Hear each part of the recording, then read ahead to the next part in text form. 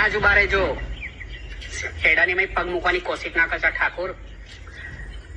આ છે મારા બાપાનું ને આ છે મારા કાકાનું ખેતર. અમને નહોત ખબર. એવી ભૂલ તો ક્યારેય ના કરતા. ભગવાનનો પાડ માનો કે મારો ભાઈ અહીંયા આગળ છે નથી, તો તમારા જેવાને ધૂળ છાંટા કરી દેશે.